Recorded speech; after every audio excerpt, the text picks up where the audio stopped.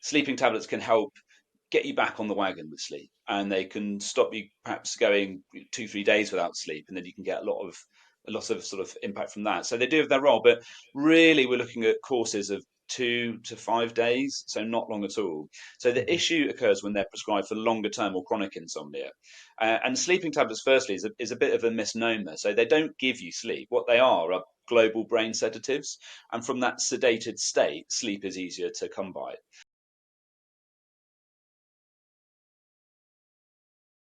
Welcome back to another episode of the Peak Performance Life podcast. Today, I am very excited to be talking about one of the, if not the most important topic that, we've all heard about, but we're going to really go deep in here today.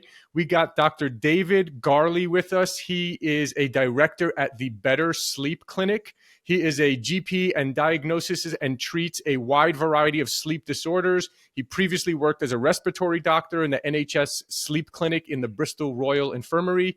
And he teaches sleep medicines to GPs and other healthcare workers within the NHS and in private clinics.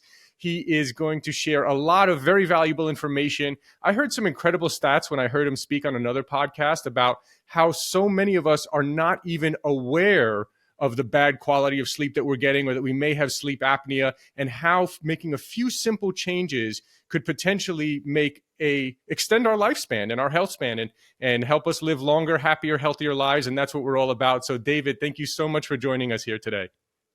Thanks for having me on.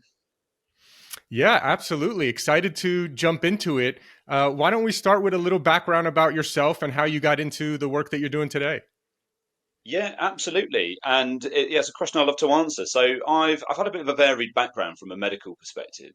So I actually first started working in sleep, as you said in the bio, when I was a respiratory doctor. So a lot of sleep disorders actually relate to how you breathe when you sleep. So a lot of the sleep disorders get kind of put under the respiratory team. Now, respiratory medicine is really interesting, but the treatments haven't quite kept up with diagnosis. That there's lots of conditions that you know a lot about, but you perhaps can't do as much as you'd want, and you're often left feeling like you want to do more. But sleep is the really big exception to that. So obstructive sleep apnea, so that's a sleep disorder kind of associated with snoring, where you get really fragmented, really poor quality sleep. That if you've got a patient who's had really good going sleep apnea for what could be a decade, that they are falling asleep all over the place, falling asleep as soon as they get from work, no energy, often mimicking dementia because they've got so much cognitive impairment from this sleep deprivation, and in many cases depressed, that actually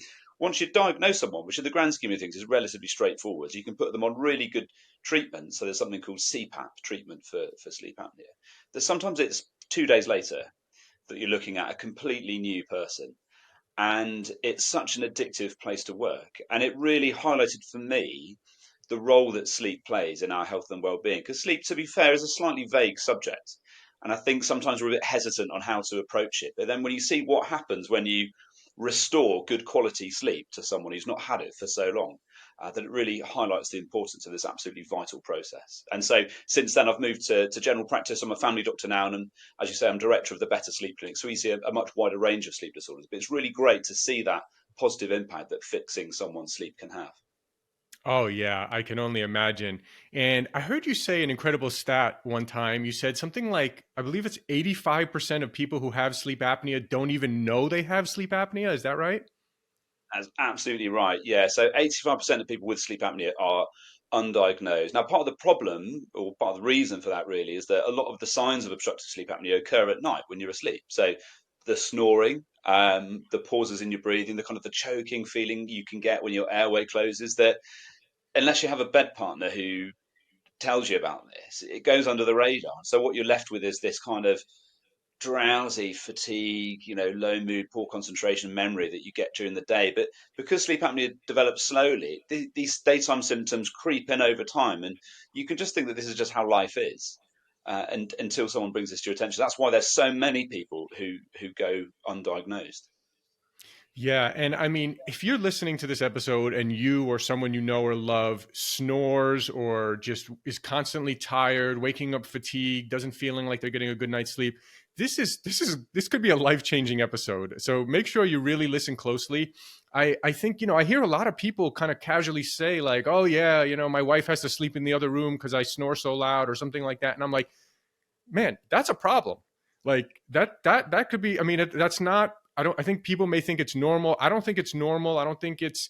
Again, you tell me. I would love to hear your thoughts. Like, should people be concerned if they or someone they love is snoring every night? Yeah, so you can just get snoring by itself. So it doesn't necessarily give you that fragmented sleep. But certainly, if you're getting snoring and you've got other stuff going on, so if there's the other nighttime symptoms, so the pauses in breathing, or the kind of the choking in your sleep, or during the day you're just not feeling right, that you're feeling cognitively blunted, you're excessively sleepy. That's when you should talk to a sleep doctor, a sleep clinic, a family doctor, because the step on from there is actually relatively straightforward. So it's a home sleep test. So these are watch light devices that you wear for one night. They're different to wearable tech, so they're kind of more detailed, more specialized than that. But it's usually a watch light device that you wear on one hand with a kind of a finger socket, and then a chest sensor is the ones that we use. Measures really detailed stuff about your sleep, and that's usually fairly diagnostic. So back in the day, you had to go into a hospital and actually stay overnight, and you got rigged up to this enormous machine. So you Yeah, that's don't what I tend to thought. do That's that what I anymore. thought. I thought you had to go in and do this whole sleep study and sleep in a place, which is kind of weird because how can you get an accurate sleep study if you're sleeping in a outside of your normal Exactly. environment? Yeah. Yeah, exactly. So you sometimes get away with that for sleep apnea because someone's so sleep deprived, because the sleep quality is so poor that famously they'll sit in and they're just asleep straight away. But for any other kind of sleep disorder, sometimes they actually do 2 nights in a row and then throw the first night away Mm. because that's getting used to it. But it's almost amusing when you see the amount of wires and setup that you need, and then trying to get like a representative sample of your sleep. But no, so for sleep apnea, it's pretty much all done at home now. So it's only if there's concerns about another sleep disorder on top of that that they might do what's called a polysomnogram, full polysomnogram. But no, it measured at home. So, and for us, our devices connect to your smartphone and then go from your smartphone to our cloud. So it's straight away within our team, and then we turn that around sort of 1 to 2 days, and then you've got your diagnosis. And as you say, it really can be a life changer. So things like fatigue and depression can sometimes seem quite stubborn issues and quite hard to move. But actually, if you find that it's sleep apnea, then that presents a real, um, almost low hanging fruit that you really can treat that, and that can make such a difference to your life. Yeah, yeah. I mean, I don't want to scare people too much, but I've heard some crazy stats. I don't know if you know any, but in terms of sleep apnea, if people don't address it, I mean, we're talking about it could take years off your life, not to mention, like you say, the quality of your life. People who are depressed and tired and walking around like zombies all day and not able to enjoy their life. Not to mention that it can take years off your life as well, right? I mean, it's a really serious issue. Yeah, and so certainly if you think about sleep, so we sleep on average somewhere around about 8 hours, which is about a third of your day. So it's about a third of your life that you spend asleep. Now, if you think about sleep, your blood pressure is lower, your heart rate is lower. So it's a state of relative cardiovascular relaxation. So the natural process of furring up of your arteries that leads to things like stroke and heart attacks, that's a natural process. But if you spend significantly more time over decades awake in that more stressed cardiovascular state, that natural furring up of your arteries just happens earlier, which is why if you look at population studies on population levels, people who do get untreated sleep apnea or even insomnia for long periods of time do tend to get these complications earlier, so strokes, heart attacks, heart failure, and so on. So it is something that's worth treating, and it really perceptive comment of yours actually to not scare people. So I think it is a lot of this data is on population levels, so it doesn't mean that necessarily the individual in front of you is going to have necessary complications because of that. Because as we know, with all of cardiovascular health, metabolic health, there's always very multifactorial about how you exercise, how you eat, and so on. But certainly, sleep is a core part of that, and so trying to optimize your sleep as best as you can does have an impact on lifespan.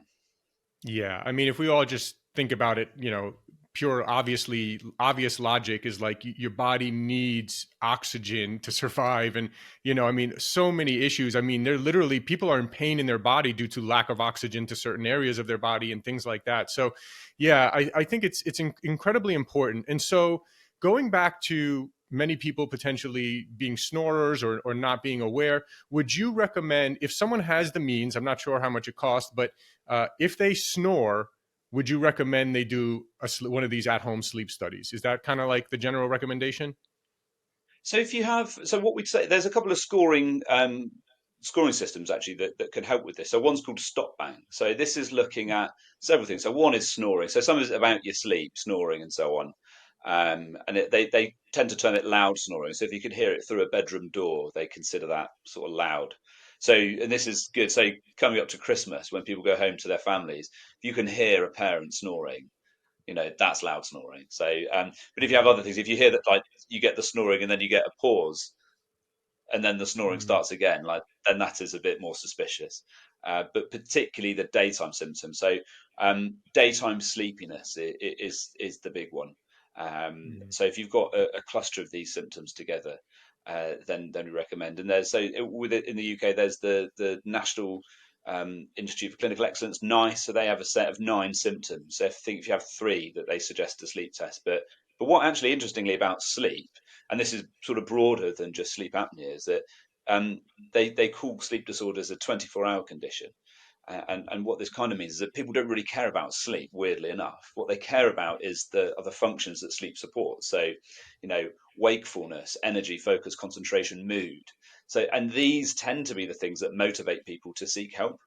So if your sleep apnea isn't giving you daytime symptoms, then you often don't present. And interestingly, you often don't tolerate the treatments. So there's always a bit of a split. So when I was working in NHS clinics, it was probably about a third, 2/3 would come in because of daytime symptoms, and 1/3 were usually dragged in by a bed partner because mm. the snoring is so loud. And they worry that when you get that pause in breathing, which could go on, 15, 20 seconds sometimes, That's that crazy. people So worry, literally, everyone's people worried, are just are they going to breathe? Yeah, yeah. It's like they're holding their yeah. breath for 15, 20 seconds in the middle of their sleep, pretty much. Yeah, yeah, absolutely. So what happens is your airway's closed because your upper airway is made of hard structures and soft structures, and the soft structures are held in place by muscles. So as you fall asleep, your muscles naturally relax. So as these relax, your airway naturally gets lower. So the first thing that you notice is that the airflow gets turbulent, and that makes all these soft structures vibrate, which is the snoring. But with sleep apnea, it closes, so you get that pause, the apnea, but your body's still trying to breathe. So you get this kind of, it's called like seesawing. So you're trying to pull in air, but your airway's closed. So you get this kind of rocking thing, and then you get this as you wake up, your airway starts to open. You get this, Wow. and then you start breathing again. But all that kind of swinging pressure, intrathoracic pressure swings that you get, also doesn't do your heart any good. And you imagine if you Yeah. could be getting that for 20 seconds in every minute, if you've got it really, really bad, and that's why some patients you look at have had such severe sleep apnea for such a long time and such a poor cardiovascular state, sometimes when they get diagnosed, because they've got so much of this going on. Um, but yeah, no, it's not a great condition to go undiagnosed, certainly. Yeah, yeah. I wanted to ask you about a lot of people kind of casually take these prescription sleep medications. What are your overall thoughts? I mean, I try to, again, I'm not a doctor. I don't know. I'm not diagnosing anything, but I think a lot of times people would just say, "Oh, I want to get a better night's sleep, and I'll just get a prescription sleeping pill." And then next thing you know, they're addicted to the sleeping pill, or could have other side effects or whatever. But you tell me, what is your overall kind of thought on prescription sleeping pills? So I think there's a really good aspect here, is that people clearly value their sleep and people want to have better sleep. So definitely a good thing. But like I said earlier, like, sleep, it's not really a concrete concept, and so people sometimes aren't sure about how to approach it. Sleep isn't within our direct voluntary control; it's outside of our voluntary control, which means that when your sleep isn't where you want it to be, you can feel powerless. You can feel that you, as a person, can't do much about it, which isn't actually true. You have an awful lot of indirect control about sleep. But sometimes people do look at medications to do that, and there's ones that you can get over the counter, so without a prescription. So, and that varies from country to country. But melatonin is quite a big one, Yep. certainly in the States and I know Australia. And so melatonin is a hormone that's produced by the body and is the main hormone for the night phase of your circadian rhythm. So you have the day phase and the night phase of your circadian rhythm. And the circadian rhythm is one of the two key systems that controls our sleep. So the hormone during the day is cortisol.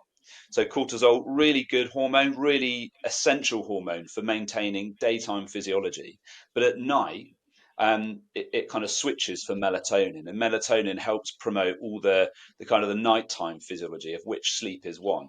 And it would kind of make sense that if you take the hormone for the night phase of your circadian rhythm, that it will actually help sleep. But we actually don't really see that in a big way. So if you look at Hmm. big international studies that have looked at the impact of melatonin on sleep, it's not really there's not really any impact at all for most ages. So from about 18 to 55 years old, there's not really any impact at all. From 55, there is some evidence that there is a weak effect on your sleep. So there is some minor improvement, but it's not normally that dramatic. And a lot of that kind of age-related change is really because as you get older, you tend to produce less melatonin. So by 55, you probably have reached that kind of threshold where your sleep can be a bit more fragmented. So for some older people, it can help. Um, However, if you speak to people who take melatonin, they will often tell you that their sleep is better, and that goes for a lot of other supplements. And most supplements have no evidence base at all in sleep, but you can't deny that some people find that it is somewhat helpful. And now the reason for this, I think, is actually beyond the actual medication itself. So, what often keeps people up and stops people sleeping well is this phenomenon called sleep effort. So, this is trying hard to sleep. And as you all know, Hmm. the more you try to sleep, the less likely it is to happen. Mhm. Now, people kind of know this as a kind of basic principle, but I think really understanding it is actually quite difficult. And again, I think it comes back to this kind of vagueness and abstractness of sleep. So, what is sleep? No one really knows, do they? And so, what's trying to sleep? What's not trying to sleep? It, these aren't necessarily straightforward concepts. So, the idea of taking a tablet to help with your sleep means that you can really let go of trying to sleep, that it's that kind of back door into letting go of sleep effort. And I think that's often where the benefit really is, that you basically outsourced the effort to a tablet. So in a way, it's like a placebo. I actually had a discussion with someone the other day for quite a long time about whether it truly is a placebo, if it is actually addressing what the core issue is. So placebos are obviously more about, you know, the placebo effect, which you get in, get in everything. You get it in chemotherapy, you get it in cardiovascular medicine, but an awful lot in sleep. But I think it's slightly different in sleep because it is actually addressing the very core issue of poor sleep and insomnia, which is sleep effort and a lot of anxiety about sleep.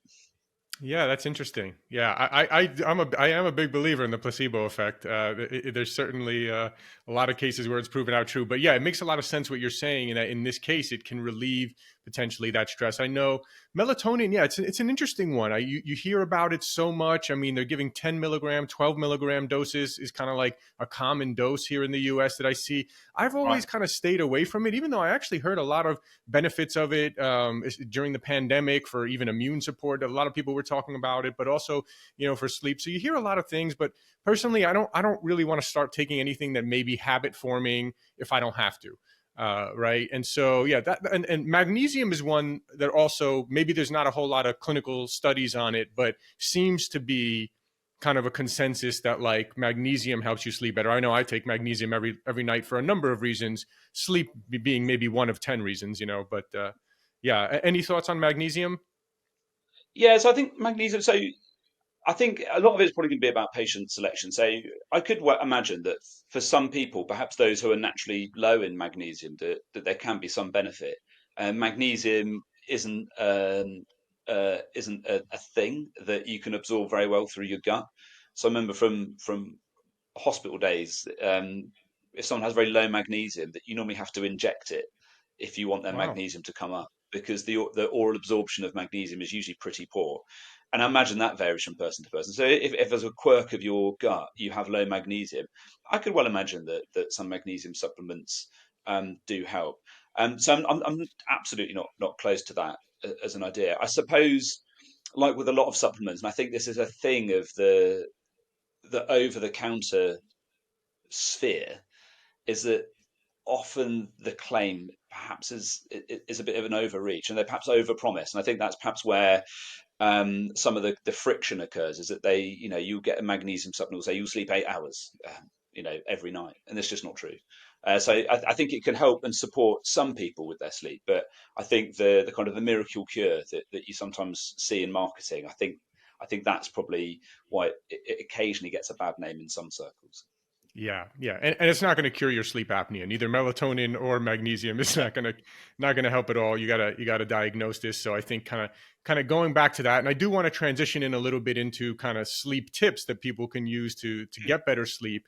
But I do kind of want to just circle back a couple things. Number one, we talked about making sure a lot of people being unaware, and so getting this sleep apnea at home test that you can now do much simpler than what it used to be, and making sure that you don't have sleep apnea and then need to get a CPAP machine, which I have heard, have they made any progress in making the CPAP machines any more comfortable? Because that is something. I did have a friend who had sleep apnea, and he's like, man, this thing on my face every night, I just, it's kind of annoying to sleep with. Is there any progress there? Yeah, absolutely. I don't know when your friend was having issues, but a lot of it is about the mask. So if you get a mask fit, and I don't know, there's a quite a famous picture of, I don't know if it's kind of got its way to the States, maybe it's even from the States, of like the bumblebee. And it's like a bumblebee, and they've got a photos at the side profile of all the different kind of proboscis, is it? And it's like 1,000 different types of kind of insect. It's the same with CPAP masks, that you've got thousands of different types. So what can really help you?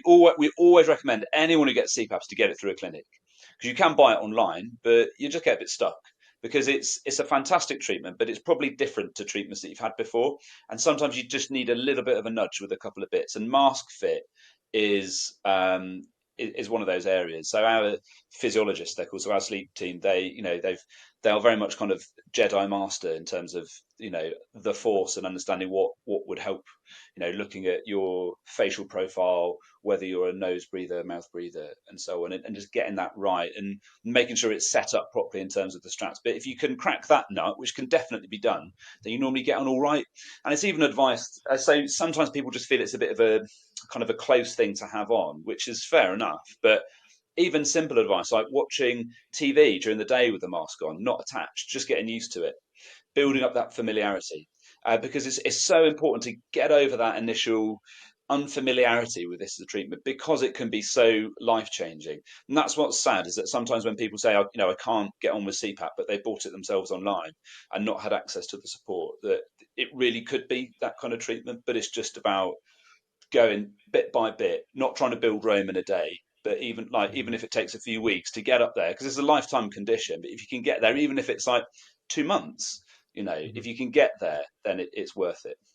Yeah, yeah. And just to kind of finish up also on the prescription, we talked about melatonin and magnesium. Those are kind of, I would say, less risky than a full-on prescription one that I've heard a lot of people getting. And now I know someone who, they have to wean off of the prescription, and it acted sort of like an antidepressant SSRI, caused some other deficiencies and issues. And now they're trying to just recover from the damage that was done by taking this prescription pill for so many years. I mean, is it necessary in some cases, or what should people maybe do first before getting a prescription sleep pill, do you think? Yeah, really great question. So they have their role, sleeping tablets, but it's more in acute or short-term insomnia. So, if a bereavement or a health scare or something like that, something that's kind of stressed you out in the short term and you've stopped sleeping, the sleeping tablets can help get you back on the wagon with sleep, and they can stop you perhaps going 2 3 days without sleep, and then you can get a lot of sort of impact from that. So they do have their role, but really we're looking at courses of 2 to 5 days, so not long at all. So the Mhm. issue occurs when they're prescribed for longer term or chronic insomnia. And sleeping tablets, firstly, is a bit of a misnomer. So they don't give you sleep. What they are global brain sedatives. And from that sedated state, sleep is easier to come by. But you get all the other issues with sedation. So you get the hangover effect in the morning. You can fall at night, and that's particularly relevant for people who are older, who with poor vision, brittle bones, who are giving sleeping tablets. So they do fall and they do break their hips. So that is a serious thing. And as you say, they can be addictive. But the other issue is that actually getting off them, even if it's not sort of frank addiction, is that you can get something called rebound insomnia. So they can be difficult to stop from that reason. But the evidence in long-term insomnia is really, really poor evidence of them helping, but lots of evidence of them causing harm. So the best treatment for chronic insomnia is called cognitive behavioral therapy for insomnia, or CBT-I. So this is by Mm. far and away the best treatments. This is what we do. So talking through with people about sleep, about the mechanics of sleep, talking through there are ways that you have an awful lot of indirect control over your sleep, and just trying to take control of these factors and nudging your sleep in the right direction. Talking about sleep effort and trying to dismantle this fix it approach, because that's actually often what is perpetuating the problem. But it's the access to that is the difficulty. So when people can't get hold of CBT for insomnia, or doctors can't prescribe. Doctors want to help. So sometimes they think that sleeping tablets are the only thing that they can offer. And then that's why you end up with patients in a bit of a pickle. But trying to get people off them, it can be done. So that's what we do in our clinic. And you use CBT for insomnia to do that. So if you're stuck on them, if anyone's listening and it does feel that they're stuck on them, that it doesn't have to be that way, and you can get off them. It just takes a little bit of thought and attention. Wow, that's phenomenal. So at your clinic, you're doing cognitive behavioral therapy, CBT, which is a very commonly known, effective kind of like tool psychologists basically use with patients, right, to help them with a variety of issues. But I actually had never heard that it was so effective and used specifically for sleep. And so this is part of your program in your sleep clinic as well. Yeah, absolutely. Yeah. So it's a very robust treatment. So CBT, as you say, is used for anxiety and depression, and it's perhaps more of a broader subject there. But with its sleep, it's much more focused, and it's quite uncommon if you can get that consistency with the steps of CBT for insomnia. It's quite uncommon for your sleep not to be fixed as a result. Now, Wow. no treatment is 100%, but it's a solid treatment. But it's just about uh, getting that treatment out there. So part of what we do as well is that we do teach and train on CBT for insomnia to broaden widen the range and scale that as a treatment. But it's really, really excellent I treatment. love that. That is phenomenal. I had not heard of that before. That sounds just spot on, amazing. Great. I'd love to transition a little bit now, people listening, to um, how can people get better sleep? In general, what are the most important things there? Yeah, another great question. So I suppose sort of going through it methodically, I suppose what is better sleep or what is good sleep? And there's different ways. I say there's probably two ways that you can look at this. So one is looking at what happens at night. So, and often this is what people will use to describe this. Did you fall asleep quickly? Did you wake up in the night? How many hours did you get? Things like that. And that's fair enough. But we all are quite different on this front. And there is this idea about quality of sleep as well as quantity. And so part of the issue is that because we are unconscious as we sleep, that we don't necessarily get that first-hand experience of the quality. But what you can do instead is you can look at the things that sleep supports. So you can look at primarily wakefulness. So do you feel awake during the day? Do you feel the urge to go back to sleep before lunchtime? These are key questions for a sleep assessment. How's your mood? How is your energy levels, concentration? And actually, if all of these are okay, then chances are you probably are sleeping all right. So it's always good to look at that daytime function. Now, certainly when you're looking at daytime function, you are in a multifactorial arena. So there are other things that can impact that. But it's important to look at both day and night when you're assessing your sleep. But if you feel that your sleep isn't quite where you want it to be, then there are some good things that you can look at. So one is firstly to look at opportunity for sleep. So the commonest cause of sleep deprivation, certainly in the UK, and I suspect it's probably worldwide, is called voluntary sleep deprivation. You have to be slightly careful with that term, because what the kind of the voluntary component might be like looking after children, or being a baker and getting up at 5, or having 12 jobs, so that sort of thing. So there's not always room for manoeuvre, but it essentially is not spending enough time in bed. So a lot of people actually do sleep fine, but the answer is really about trying to restructure your day to allow more time for sleep at night. Now, part of that will depend on how many hours that you feel you need as an individual, which is quite varied. On average, it's 8, but ranges really 7 to 9. So finding out how many hours you need, and also when in the day or night that you really like those hours. And what I'm talking about there is chronotype. So there's the two that get used a lot is morning lark and night owl, and we're all kind of somewhere. Most people are somewhere in the middle, actually.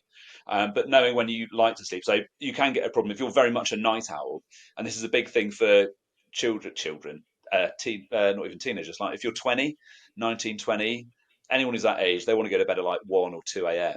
and then wake up at Mhm. like 9 or 10. So if you try and get someone to go to bed at like 9 or 10, like it's just not going to happen. So just being aware about that, and just get your window in, I say, was the first really important thing. Mhm. Other things that you can do. So you want to make your bedroom the best environment for sleeping in, and it doesn't have to be kind of too engineered, but cool, dark, and quiet is what we normally say. So you want the bedroom cool because when you transition from the wake phase to the sleep phase of your circadian rhythm, this is marked with a drop in your core body temperature of about a half to 1.5 degrees Celsius. So if you're very hot, you can't make that transition. This is why in the peak of summer, no one sleeps very well. When it's freezing cold, you'll get there, but in summer you can forget it because if you can't do that temperature transition. So having the bedroom cool can absolutely help. You want the bedroom dark, partly because if it's very bright, you can't get to sleep.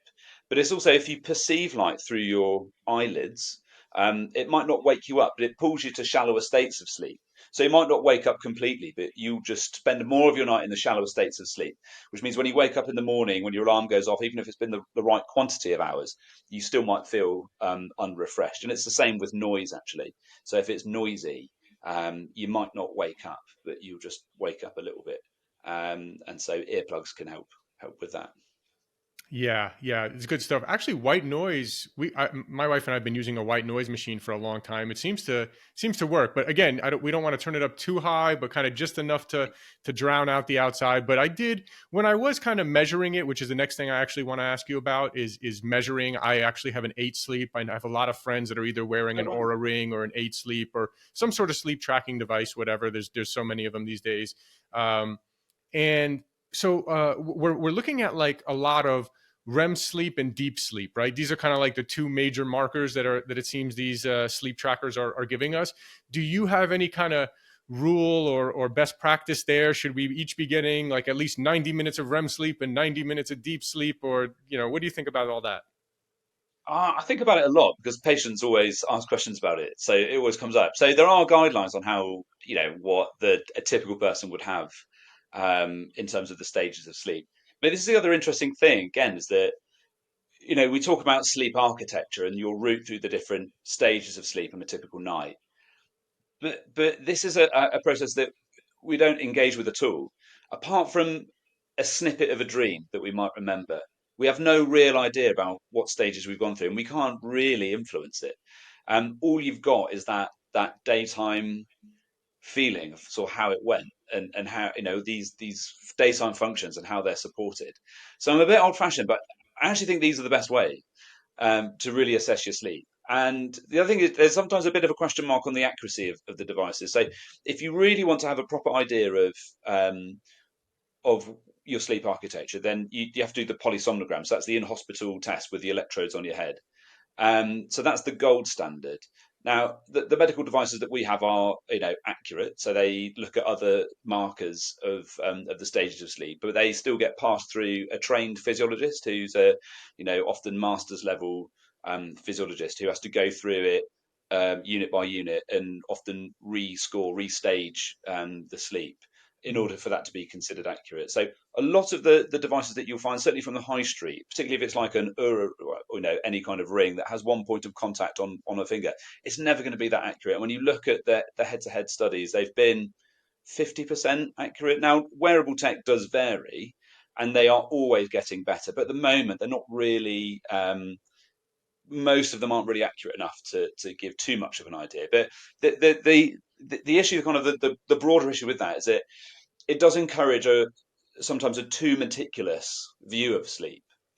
and sleep is fundamentally different to all these other areas of healthcare. So if you were to take healthcare as a really basic triad of exercise, nutrition, and sleep, the exercise and nutrition, again, more concrete concepts, a lot more value in that kind of meticulous approach sometimes, calorie counting, looking at carbs, macros, and whatnot. Exercise, looking at, now you can look at what zone of exercise you've been in quite reliably through wearable tech. But sleep is fundamentally different because the more you think about it, the less you tend to get of it. And so sometimes that broad brushstroke approach is really what you need. And certainly there's several patients who will come through our clinic each month who are just perhaps looking a bit too closely. The best thing you can get with wearable tech is a healthy curiosity with your sleep. And I am always curious to see what tech might suggest my REM is, but I always take it with a pinch of salt.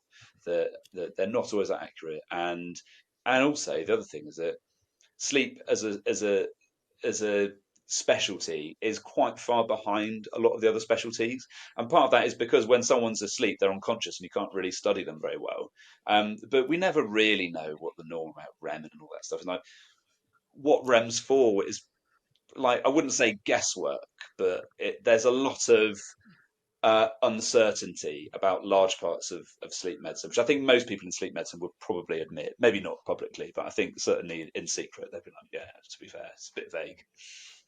Yeah, yeah, it's really interesting. I mean, I will say I will agree with you. Oftentimes I'll feel like I didn't get a good night's sleep, and then those are when I first started tracking my sleep, I was obsessed with it, and then I said this is bad, and then I just stopped, right? Because I was like waking up and like running to check my score in the morning and stuff like. I mean, that's just the absolute wrong way to do it. Problem is, I it is actually interesting recommend though, isn't it? Yeah, it is because that's the you're issue. all Is it into is it, right? interesting, but it's just sometimes you have to be Did I like, get good oh, sleep maybe I'll today? And be then it's into like, into it. oh no, my score is low. And then like it gets in your head, right? Going back to the placebo effect, which oddly Yes, enough, yeah, now I have a friend who had an Aura ring and an 8 sleep and would wear them both. And he said that the 8 sleep always gave him better sleep scores than the Aura ring. And I said, oh, good. I want the 8 sleep then, because I just want yeah, the sleep device to tell me I had the best sleep ever so I can get the placebo effect and feel better that day. But absolutely.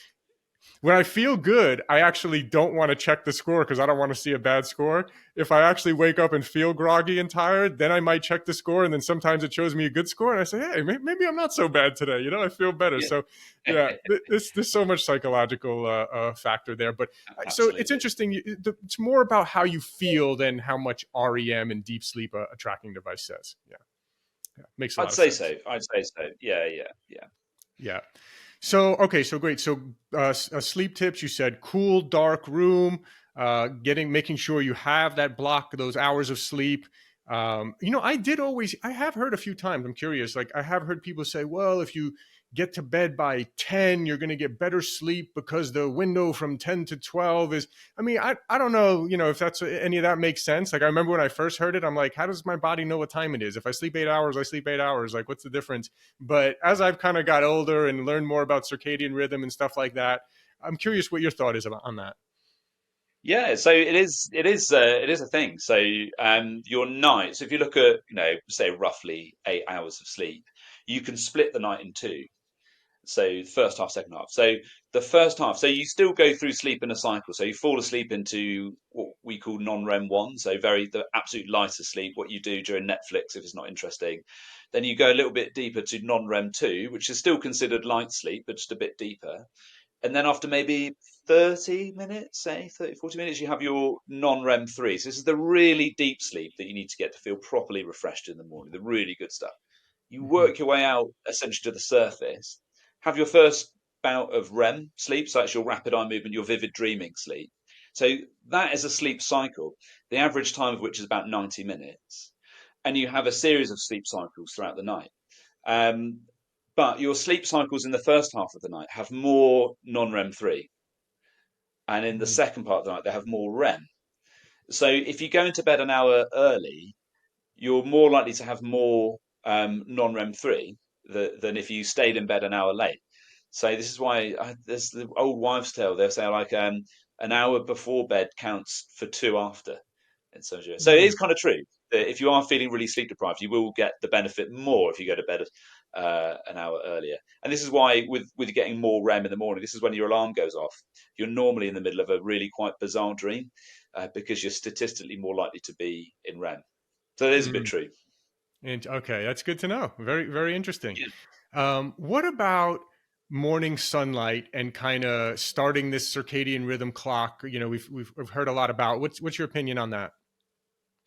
Yeah, so circadian rhythm is one of the two systems that controls our sleep. And this is just this natural rhythm, this natural momentum we have that tells us, is it day or is it night?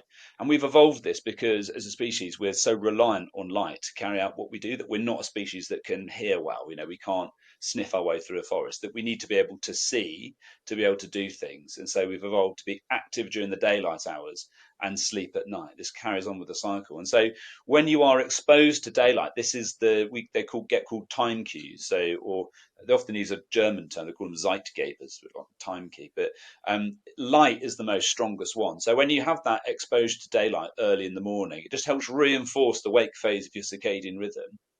So this can help you feel alert and encourage, I suppose, daytime physiology during the day. But it also means that your sleep will arrive more naturally at night. And this is the thing with sleep that often, if we're not sleeping well, we focus an awful lot on the night. But actually, by shifting your focus to the day and carrying out these activities that really reinforce the wake phase of our circadian rhythm, that you do get that benefit with sleep as well. So light is really important.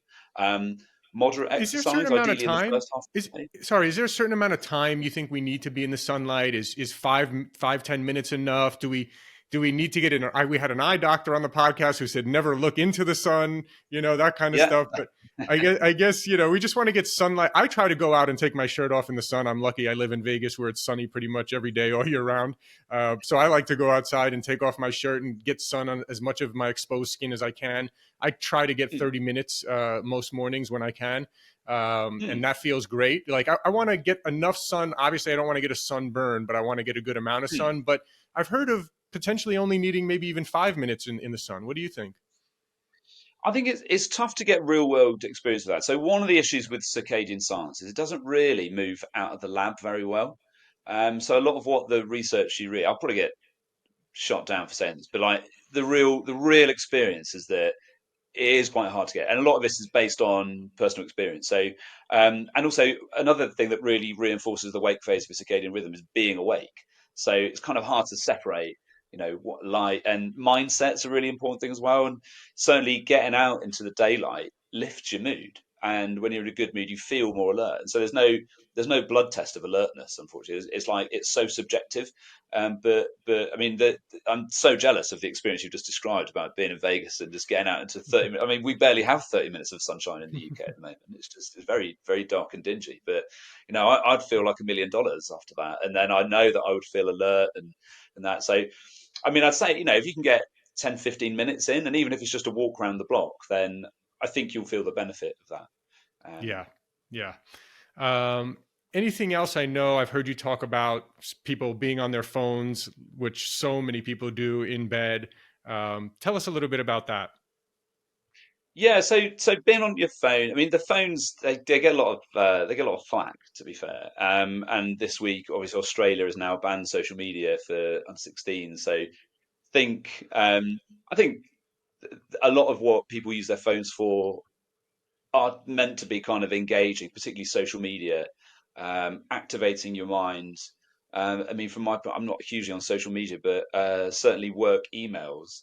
That if I do that in bed, I can guarantee I'm not going to sleep very well because my mind's just been activated. Um, it is less about the blue light. I think there's often been a lot of worried about blue light and the impact of, if that's stimulating the wake phase of your circadian rhythm when you should be winding down for sleep. It's probably less about that and more about the content that you're using your phone for. And that also means that if you wake in the night and you can't sleep, we always say find a relaxing and distracting activity to do. Now, a lot of people just love watching TV, and so that's okay.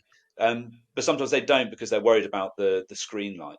But that's okay. So just finding something that you enjoy, and if that's watching TV or watching football, that's not the worst thing in the world. But probably try to avoid social media, YouTube, the usual suspects.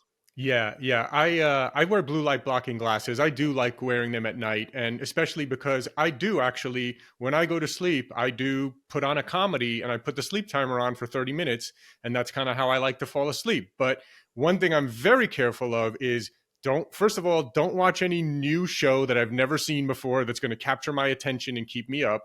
I watch a comedy show that I've already seen before that is just kind of making me laugh and going to sleep with a smile on my face and just kind of some background noise, but I'm not so engaged that I have to be paying attention. I certainly will never watch anything like ultra violent or dramatic or anything like that, Yeah, because I think that goes back to social media and things that you yeah. were kind of talking about before. But yeah, wearing the blue light blocking glasses does I do feel it. I do feel like it takes some strain and fatigue off of my body.